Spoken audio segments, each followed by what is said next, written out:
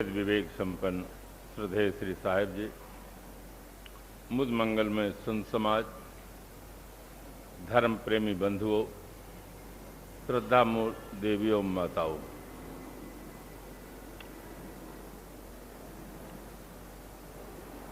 संत सम्राट सदगुरु कबीर साहब का मौलिक ग्रंथ बीजक है।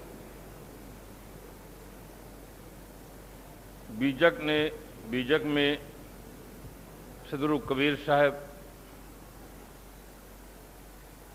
समग्र मानव जाति के लिए एक महत्वपूर्ण संदेश दिया।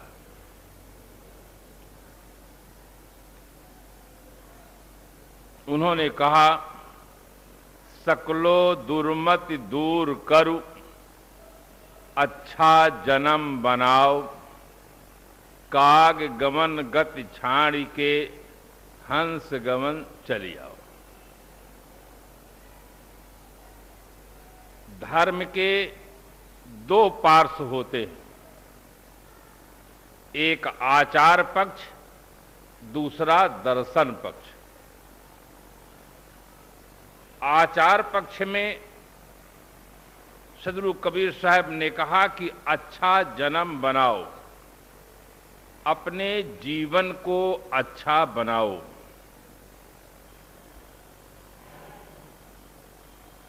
और आज आदमी देखा जाता है कि जीवन को छोड़कर सब कुछ अच्छा बनाने में लगा है। खाली जीवन भर को अच्छा नहीं बनाता है, चीजों को अच्छा बनाता है, मकान अच्छा बनाता है, दुकान अच्छा बनाता है, चेहरा अच्छा बनाने लगा है। तरह तरह से शादी के समय लोगों का चेहरा आप देखें तो बहुत आश्चर्य में पड़ जाएंगे।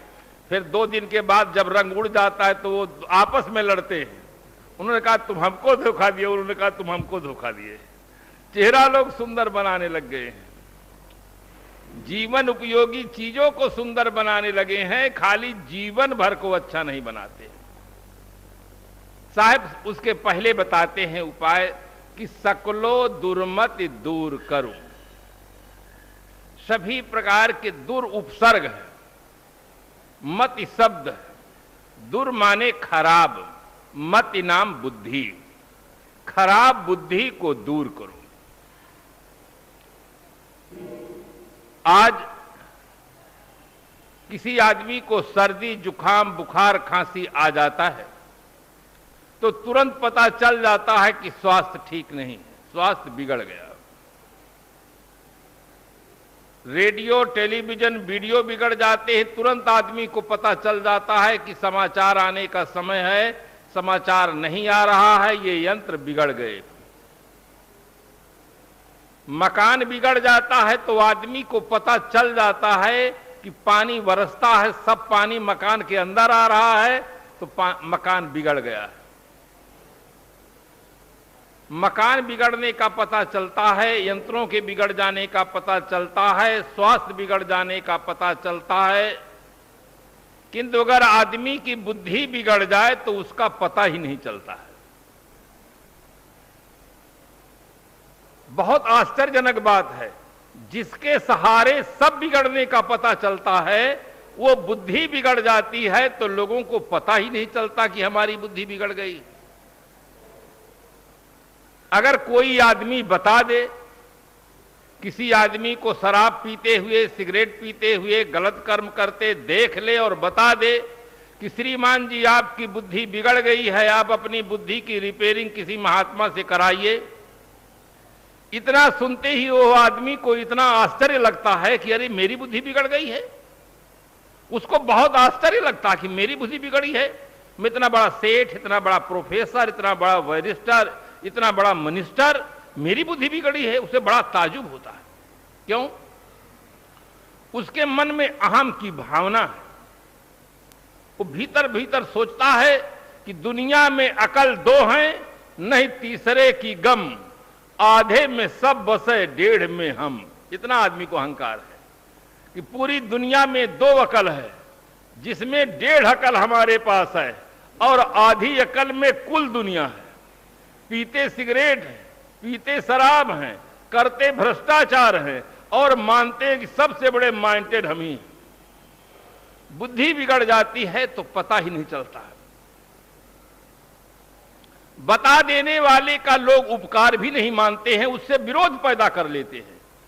स्वास्थ्य अगर किसी आदमी का बिगड़ा हो, आप बताइए कि अमुक जगह के डॉक्टर बहुत योग्य हैं, आप जाइए उनके पास, आपको स्वास्थ्य लाभ प्राप्त होगा। और वो व्यक्ति जाकर स्वास्थ्य लाभ प्राप्त कर लेता है, जीवन भर उस व्यक्ति का उपकार मानता है कि आपने हमें बहुत सही डॉक्टर का परिचय दिया है, आपकी सलाह बहुत अच्छी थी। किंतु बुद्धि के संबंध में सलाह अगर दे दे तो आदमी आपसे विरोध मानेगा, उपकार मानना तो बहुत दूर की बात है। साहब कहते हैं, सकलो दुर्मत दूर करो, सभी प्रकार की दुर्बुद्धि को दूर करो। एक महत्वपूर्ण बात सबको याद रहे कि एक समान परिस्थिति होने पर भी एक समान अनुभव नहीं होता है। जिस आदमी के पास सद्बुद्धि होती है, उस परिस्थिति को दूसरे दृष्टि से देखता है, दूसरे प्रकार से समाधान कर लेता है, और जिसके पास दुर्बुद्धि होती है वो व्यक्ति दूसरे ढंग से देखता है और दूसरे ढंग से समाधान करता है। आपके मन में जिज्ञासा हो सकती है कि इसका कोई उदाहरण देकर बताएं जिससे बात समझ में आ जाए कि एक समान परिस्थिति होने पर भी एक सुखी क्यों होता है, एक दुखी क्यों होता है, और कैसे वो सुखी दुखी होते हैं, इसका राज क्या है। एक कथा याद आती है। कथा को बहुत श्रद्धा और भाव से सुनना चाहिए। कथा से ही आदमी की व्यथा मिटती है। अगर आदमी कथा नहीं सुनेगा तो उसकी व्यथा नहीं मिटेगी। संसार में कोई उपाय ही नहीं है, व्यथा मिटने का केवल एक उपाय है, कथा। आप कथा सुनेंगे तो आपको बोध होगा, और बोध होगा तो आपकी व्यथा मिट जाएगी। अबोध दशा में जो व्यथाएं होती हैं, दिन प्रतिदिन वो यातनाएं देती हैं और वो समाप्त नहीं हो पाता। विष्णु भगवान देव और दानों में जो ईर्षा थी, जो दुर्व्यवहार हो रहा था, आपस में तनाव था, ये प्रकृति, मनुष्य के प्रकृति की एक बहुत बड़ी दुर्बलता है। दूसरे के पुत्र धन परिवार को देखकर भीतर भीतर जलते रहना, कुढ़ते रहना। महाराज गोस्वामी जी ने लिखा, ऊंच निवास नीच कर तूती, देख न सकहीं पराई विभूति। ये प्रवृत्ति होती है। ऐसे प्रवृत्ति वाला आदमी निरंतर जलता रहता है बिना आग के। एक शायर लिखता है, फूल को देखो तो हंसता और महकता है, बुलबुल को देखो तो मस्ती में चहकता है, मगर इस इंसान को क्या हो गया भगवान, जब देखो तब कुढ़ता है या बहकता है। कुढ़ता रहता है, बहकता रहता है। एक बात और याद रहे कि देव और आ सकते हैं, हाथ सीधे बंधे हुए हैं। अब बड़ी समस्या खड़ी हो गई है, उनके मन में क्रोध उत्पन्न हो जाता है। वास्तव में जहां जोश आ जाता है वहां होश नहीं रह जाता है। वे जोश में आ जाते हैं कि हमारा इतना बड़ा अपमान, एक तो देर से भोजन की व्यवस्था, दूसरी हाथ बांध दिए, अब हम कैसे खाएं। राक्षसों ने बैठे बैठे तुरंत मीटिंग कर लिया कि हम खा तो नहीं सकते हैं किंतु बिगाड़ सकते हैं।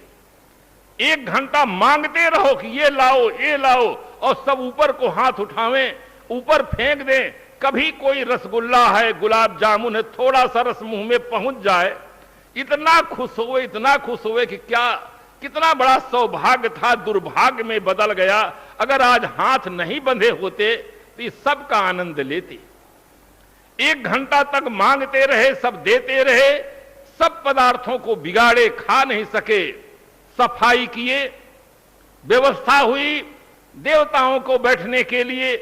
राक्षसों ने कहा अगर देवताओं के साथ पक्षपात हुआ तो अभी हम विष्णु भगवान की लंबी खबर लेंगे। सीआईडी विभाग सफल रहा, जाके तुरंत बता दिया कि किसी प्रकार से कोई पक्षपात नहीं होगा, नहीं तो ये आपके साथ ही युद्ध करेंगे। विष्णु भगवान ने कहा पक्षपात की कोई आवश्यकता नहीं। बैठाए गए, पारुस हुआ, सामान सब दिए, उनके लिए भी हाथ फैलाने की जब बात कहे तो ये दानव प्रकृति के जो लोग थे एकदम खुश खुश हो गए।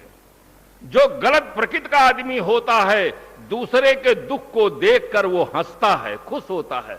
आप लोग देखे होंगे कभी कोई आदमी गाड़ी से गिर जाता है तो जो अच्छे प्रकृति के लोग नहीं होते तो देखकर हंसने लग जाते हैं, और जो सज्जन प्रकृति के लोग होते हैं जाकर उठाने लग जाते हैं, उनके दुख दर्द को पूछने लग जाते हैं। वो हंसने लगे कि इनके साथ भी वही हुआ है। अब हम देखेंगे ये कैसे खाते हैं। देवता शांत प्रकृति के थे, पंगत आमने सामने बैठी हुई थी। देवताओं ने कहा हम खा तो नहीं सकते हैं किंतु खिला सकते हैं। हम अपना भोजन अपने हाथ से खा नहीं सकते हैं, हम सामने वाले को खिला जरूर सकते हैं। देवता अपना एक व्यक्ति सामने वाले को खिलाता है तो सामने वाला उलट करके उनको खिलाता है। दोनों आमने सामने खा रहे हैं, प्रेम से खा रहे हैं। देवता लोग, राक्षस लोग हाथ मींजते हैं कि क्या ही अच्छा होता कि पहले ये खाते तो आज हमें भी खाने को सौभाग्य मिलता, और बिगाड़ने का जो दुर्भाग्य है ये भी नहीं मिलता। वो पेट भर खा लेते हैं। उनकी प्रकृति कितनी सुंदर है, उनके भीतर की स्थिति कितनी सुंदर है कि हम खा नहीं सकते हैं किंतु खिला सकते हैं। इसीलिए मानसकार ने लिखा, पर उपकार बचन मन काया, संत सहज स्वभाव खगराया। सहज स्वभाव होता है, जो सज्जन प्रकृति के लोग होते हैं उनका सहज स्वभाव होता है परोपकार। दोनों के सामने एक समान परिस्थिति थी, किंतु देवता दूसरों को खिला देते हैं और अपना पाते हैं, तृप्त हो जाते हैं, और उसी परिस्थिति में वे न खा पाते हैं न खिला पाते हैं, सामान को बिगाड़ देते हैं। ये इसका कारण बाहर नहीं है, भीतर है। भीतर जिस आदमी के पास सद्बुद्धि होती है वो अपनी समस्याओं का सही ढंग से समाधान कर पाता है, परिस्थिति को बदलने का प्रयास नहीं करता है, अपनी मानसिक स्थिति को बदलने का प्रयास करता है। तभी कहा गया है, दिल दे तो इस मिजाज का परवरदिगार दे, जो रंज की घड़ी भी खुशी से गुजार दे। कैसी भी परिस्थिति आ जाए, हमारे अंदर ऐसी भावना हो, ऐसी चेतना हो, ऐसी मानसिक शक्ति मिले जिससे उन परिस्थितियों से हम ऊपर उठ सकें। तो साहब कहते हैं, सकलो दुर्मति दूर करो, अच्छा जन्म बनाओ। अपने जीवन को अच्छा बनाओ। जीवन को अच्छा बनाने का साधन क्या है? मकान को अच्छा बनाने का साधन है धन।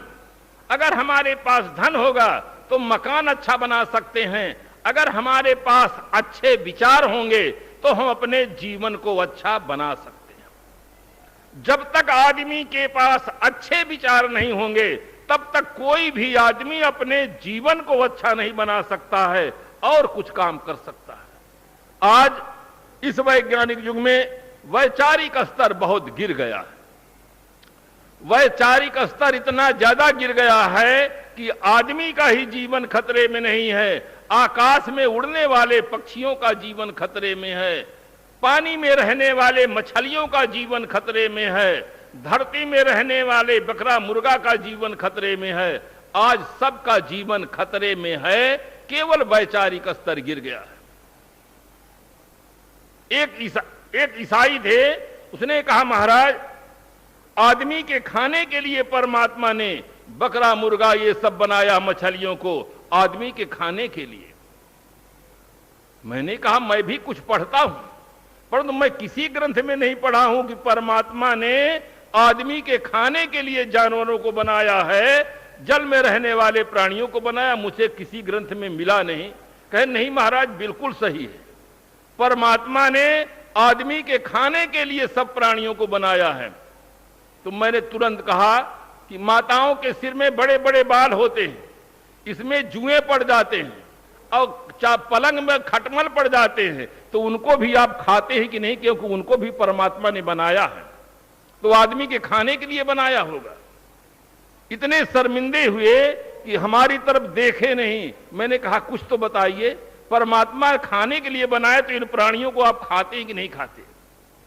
अपने दोषों को छिपाने के लिए लोग परमात्मा का आधार लेते हैं। नीचे वाले ने ऊपर वाले की कल्पना की है और ऊपर वाले के नाम पर नीचे वाले ने धरती को नरक बना करके रखा है। जहां देखो तहां जितना गलत काम करता है कहते हैं सब ऊपर वाले की मर्जी है। एक शराब पीने वाले से आप पूछो आप शराब क्यों पीते हैं, उसने कहा मैं कहां पीता हूं। अरे बिना ईश्वर की आज्ञा, बिना परमात्मा के हुक्म एक पत्ता भी नहीं हिलता है, मैं कैसे हिलता हूं। परमात्मा की इच्छा है मैं पीता हूं, जिस दिन उसकी इच्छा नहीं होगी नहीं पीऊंगा। धरती को नरक बना करके रखा है कि परमात्मा खुश होता है कुर्बानी करो, परमात्मा खुश होता है बकरा चढ़ाओ, मुर्गा चढ़ाओ, ऊंट काटो, परमात्मा खुश होता है। नीचे धरती को नरक बना दिया है आदमी ने। इसलिए आज वैचारिक स्तर बहुत ज्यादा गिर गया है। आवश्यकता है आज के युग में वैचारिक क्रांति की।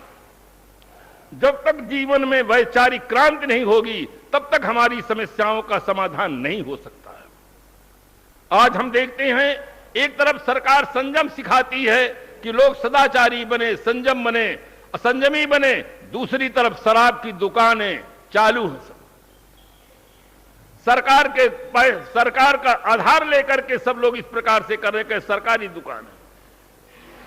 तो इन व्यसनों की समस्या, बलात्कार की समस्या, अपहरण की समस्या, आतंकवाद की समस्या का सही समाधान होगा जिस दिन आदमी की विचारधारा में परिवर्तन होगा, आदमी की विचारधारा निर्मल हो जाएगी, शुद्ध हो जाएगी, उस दिन इन सारी समस्याओं का समाधान होगा। आप सोचें कि हम समाज की चिंता क्यों करें, पहले अपनी चिंता करें। बात बहुत सही है।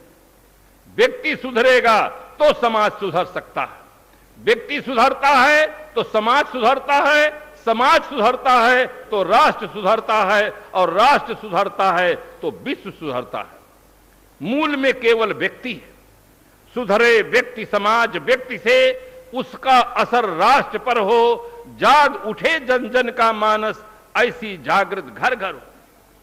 अपनी जिंदगी आप पैदा कर अगर जिंदों में हैं, वो जिंदगी क्या है जो जिंदगी न बदल दे।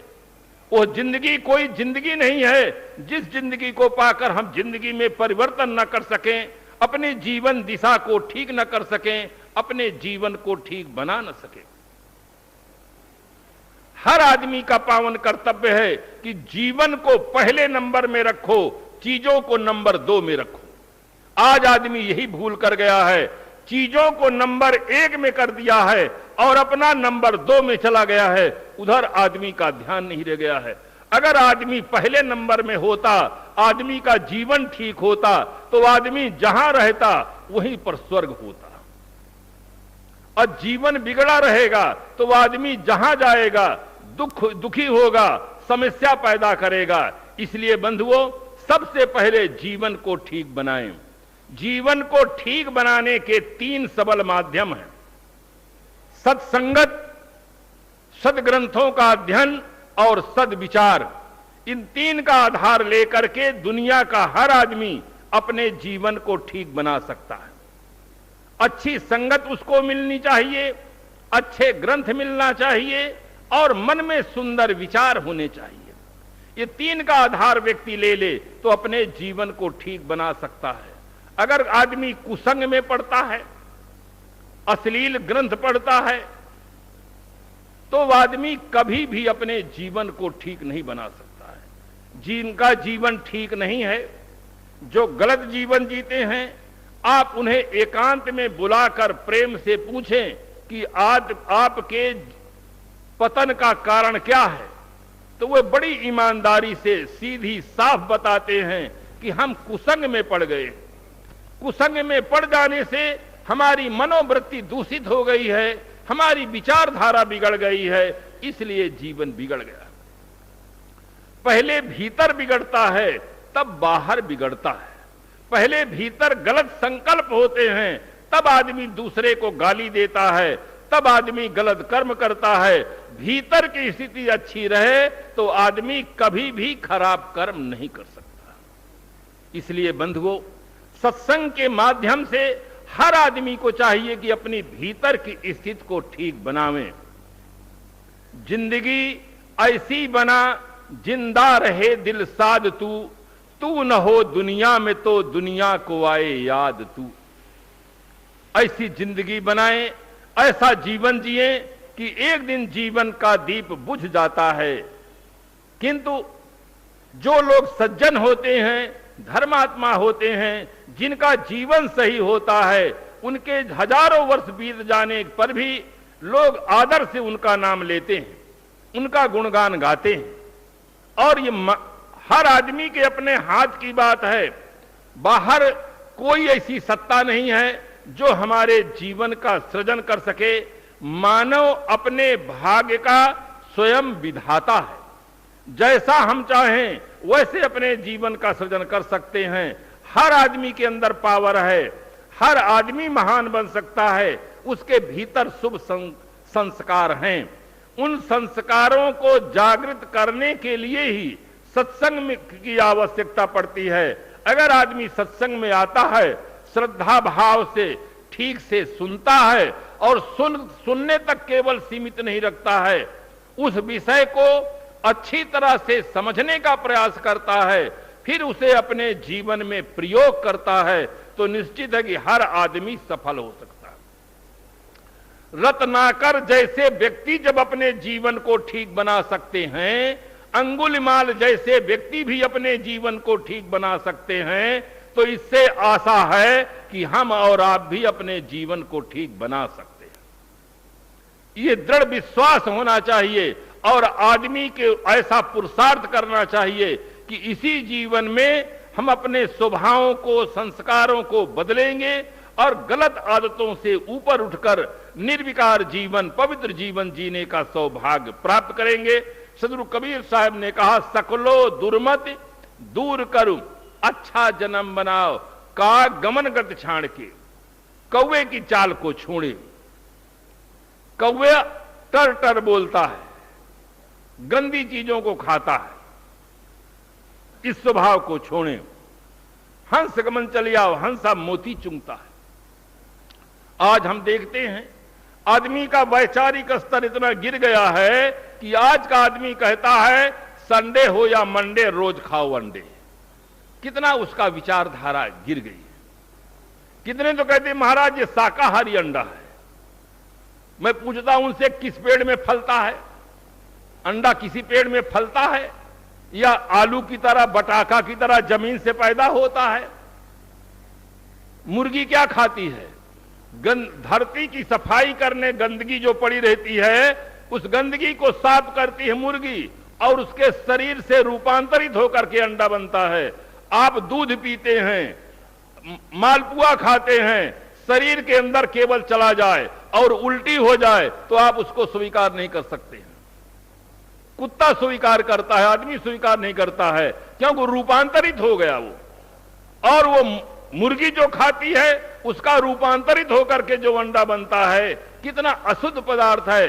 बुद्धिजीवी कहलाने वाला मानव आज उसके इतना वैचारिक स्तर गिर गया है कि खाने के संबंध में कुछ विचार नहीं करता है। एक डॉक्टर थे, वो जाकर के, बंगाली डॉक्टर थे, सुबह का समय था, मछली खरीद रहे थे और नाक को कपड़े से ऐसे बंद किए थे। मछलियां गंध दे मारती थी तो नाक से ऐसे बंद किए थे, किंतु जिह्वा देवी इतनी प्रबल थी कि वो मछली खरीद रहे थे। नाक बता रही है कि घृणित चीज है, गंदी चीज है, गंध आती है।